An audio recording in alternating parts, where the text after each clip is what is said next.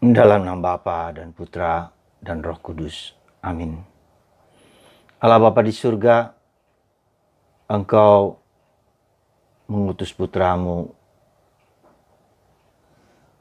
kepada kami bukan hanya mengajarkan tentang kerajaan Allah, tentang nilai-nilai ilahi, tentang pribadinya, tapi menunjukkan perbuatan Allah yang mengatasi segala sesuatu, mengatasi kelemahan, mengatasi kerapuhan, mengatasi dosa.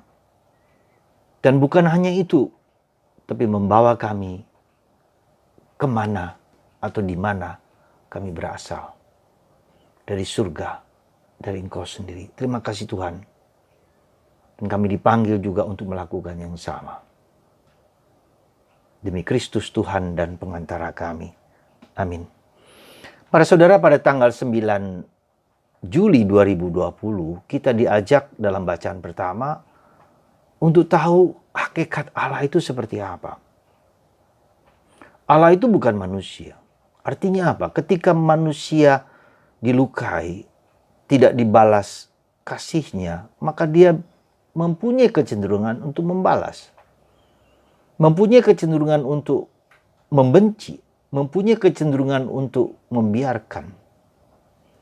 Dalam kitab Nabi Hosea hari ini katakan, sebab aku ini Allah dan bukan manusia. Aku ini yang kudus di tengah-tengahmu dan aku tidak datang untuk menghanguskan. Sebesar, seberat, segelap apapun dosa manusia dengan segala kesulitan dan salib mereka, Tuhan tidak membalas. Tetapi Tuhan mengasihinya, Tuhan mengampuninya. Dan itulah gambaran Hosea tentang Allah yang penuh kasih kepada kita manusia. Maka jangan pernah kita memiliki pandangan yang negatif tentang Allah. Dan itu ditunjukkan oleh Yesus juga ketika dalam Injil-Injil, ya, minggu lalu, hari ini, atau kemarin kita lihat Yesus menyembuhkan orang-orang dari segala macam penyakit. Sekali lagi, dalam segala macam penyakit. Dalam kelemahan, keterbatasan, orang mati dibangkitkan, kuasa iblis dihancurkan. Ya. Jadi Yesus tidak hanya mengajar sebagai pengajar yang besar, yang agung, yang mulia, yang besar. Tetapi Yesus memberikan kepada kita suatu power, di mana dia bisa menyembuhkan saya dari segala kesalahan saya. Menyembuhkan penyakit saya. Membebaskan saya dari segala macam kelemahan dan keterbatasan dan kerapuhan. Itulah Yesus kita. Jadi sekali lagi, Yesus bukan hanya guru yang mengajarkan ajaran yang baik dan indah, tetapi beliau sendiri mengatasi segala kelemahan, keterbatasan, kerapuhan, dosa-dosa kita. Perhatikan itu. Jadi dua unsur penting ini, ya. Pengajaran Yesus yang luar biasa, agung dan mulia tentang cinta kasih, tetapi dia sendiri membuat berbagai macam mujizat-mujizat yang tak dapat dan tak mampu dilakukan oleh manusia. Ya, itulah Tuhan kita Yesus Kristus. Nah, saudaraku yang terkasih dalam Kristus, tetapi kita Yesus juga mau mengatakan bahwa penyembuhan dari segala macam penyakit, pengusiran setan, itu bukan segala-galanya. Tidak boleh kita mengatakan segala-galanya. Artinya bahwa Yesus mau mengajak kita untuk lebih tinggi daripada itu. Mungkin kita punya sakit yang lama. Mungkin punya penderitaan yang lama. Tapi iman kita tuh harus mengatasi sakit itu.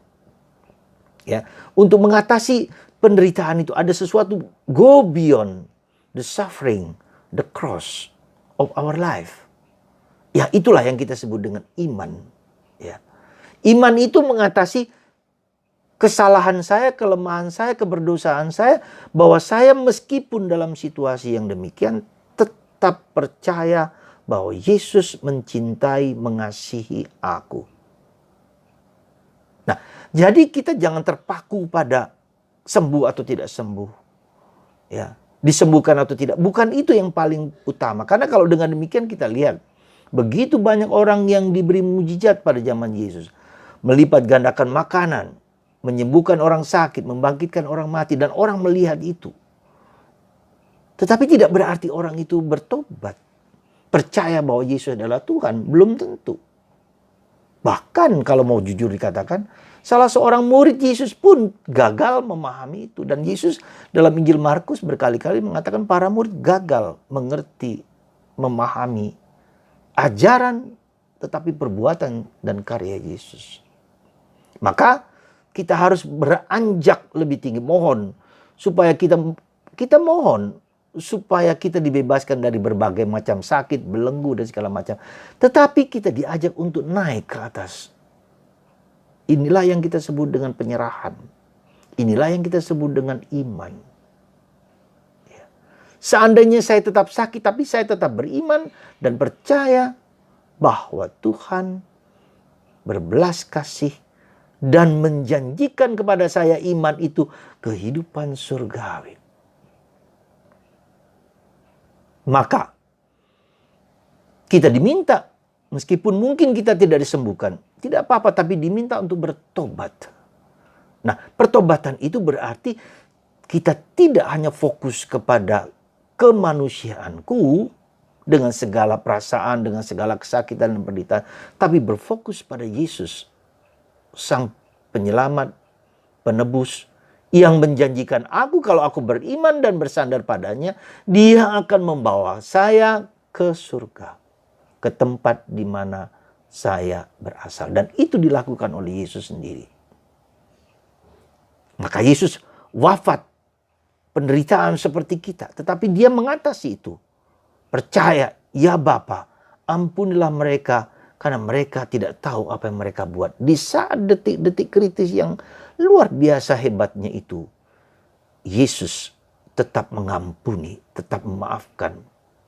Lalu pada saat terakhir, ya Bapa, kuserahkan nyawaku, hidupku. Iman saudara. Demikian juga dengan hidup kita. Maka ketika kita sampai kepada pengalaman-pengalaman ini semua, ya, kita mengalami penderitaan, kita mengalami sakit, kita mengalami kesusahan, kita mengalami salib lah kalau boleh dikatakan. Dan Tuhan membantu kita untuk menyembuhkan, memberikan penghiburan, memberikan kekuatan, mengajarkan kita, diajar oleh Yesus untuk mengerti nilai-nilai kehidupan, tapi juga disembuhkan dari segala macam penyakit. Dan ini semua diberikan kepada kita dengan cuma-cuma. Maka Yesus meminta para rasul terutama, ya, para rasul terutama, tapi juga kepada kita untuk mewartakan yang kita terima dengan cuma-cuma itu. Kita wartakan, kita katakan kepada orang lain bahwa saya menemukan seorang Tuhan, bukan hanya seorang nabi, seorang guru, tetapi seorang Tuhan yang berkuasa atas hidupku. Ini yang menjadi sentral, ya. Maka dalam surat Paulus dia mengatakan, yang ku kehendaki mengenal Kristus dan kuasa kebangkitannya, supaya aku menjadi serupa dengan dia dalam kematiannya. Yesus adalah Tuhan. Itu kita wartakan kepada orang, kita bagikan kepada orang lain, ya. Dan ketika orang menerima, ya syukur. Kalau tidak menerima pun tidak apa-apa. Ya. Itu menunjukkan kepada kita, itu bukan saya diutus, utusan itu adalah dari Yesus sendiri kepada kita, kepada Anda dan kepada saya diberi. Tapi ketika orang tidak menerima, tidak apa-apa. Bukan saya, karena Tuhan yang mengendaki. Tugas perutusan itu dari Yesus, dari Allah. Kita menjalankan apa yang Yesus perintahkan kepada orang lain di sekitar kita. Ya. Sekali lagi saudara, kita dipanggil untuk mewartakan Kristus sebagai Tuhan loh ya. Jangan hanya sebagai guru, sebagai orang baik, mengajarkan pengajaran yang baik. Tidak cukup hanya itu. Saya katakan tidak cukup diwartakan kebaikan Yesus, benar. Tetapi lebih daripada itu, Yesus berkuasa atas hidup, atas mati dalam hidup kita.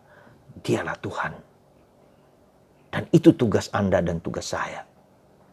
Dan dengan demikian orang beriman pada Yesus, bahwa penderitaan, bahwa salib bukanlah akhir, bukanlah nestapa, bukanlah hancur lebur mati, tetapi ada kebangkitan, ada hidup. Dan kebangkitan dan hidup itu sudah ada dalam diri Anda masing-masing. Ya.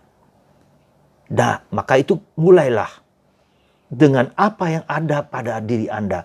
Dengan penderitaan yang Anda mulailah dengan diri Anda sendiri. Dengan kekeringan, dengan ketidakberdayaan, dengan kelemahan, dengan dosa, dengan penderitaan, dengan salib. Mulailah dari itu. Ya. Ketidakmampuan untuk mengatasi kelemahan-kelemahan kita, kerapuan kita jatuh lagi. Tidak apa-apa, justru itu menimbulkan kelaparan, menimbulkan kehausan. Dan ketika orang haus, maka dia mencari jalan yang benar untuk menghapus segala kelaparan kita, kekurangan kita tuh di mana? Yesus, aku adalah jalan, kebenaran dan hidup. Anda, saudara, ketika Anda lapar dan haus, jangan cari di tempat lain. Carilah dalam Yesus yang memberikan kelimpahan itu. Nah, kita seringkali apa? Lalu mundur. Lalu putus asa. Atau juga self-sufficient. Ya cukup, sudahlah. Selama saya tidak menderita, tidak apa-apa. Tidak cukup. Tidak hanya makan makanan yang lahir. Ada kelaparan, ada kehausan akan Yesus. Akan cinta Yesus. Akan kebersatuan dengan Yesus. Itu yang menjadi kerinduan hati kita bersatu dengan Yesus. Nah, untuk bersatu itu tidaklah mudah. Jatuh dan bangun. Maka membutuhkan kelaparan, lapar lagi, haus lagi, mencari lagi. Sampai Yesus memenuhi kebutuhan hati kita. Saudara, isilah kelaparan hati kita. Kerinduan, ketidakdamaian kita, keberdosaan kita, kerapuhan kita. Terjawab hanya oleh dan di dalam Yesus Kristus yang adalah Tuhanku, Tuhan Anda, dan Tuhan kita semua.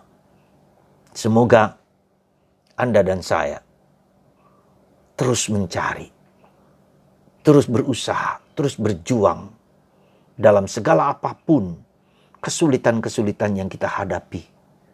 Ya. Yesus meminta kita untuk apa? Coba dalam bacaan Injil hari ini. Sembuhkanlah orang sakit, bangkitkanlah orang mati, tahirkanlah orang kusta, usirlah setan-setan. Luar biasa. Ya, kalau Yesus hidup dalam diri kita, kita juga masuk dalam dunia roh, dunia batin, suatu relasi pribadi dengan Yesus. Sehingga ketika kita berrelasi dengan pribadi dengan Yesus, kita alami Yesus yang hidup, maka kita mempunyai kemampuan untuk mengusir setan. Mempunyai kemampuan untuk membangkitkan orang mati. Mempunyai kemampuan untuk menyembuhkan orang sakit. Mempunyai kemampuan untuk menahirkan orang kusta. Dan ini kan yang berat-berat, penyakit yang berat-berat. Ya, tentu saja saya katakan, bukanlah yang mudah. Saya pun tidak bisa. Saya pun hanya sebagian kecil saja dari apa yang Tuhan berikan. Ya, siapa tahu Anda dipakai oleh Tuhan lebih daripada kami. Siapa tahu. Saudara, mari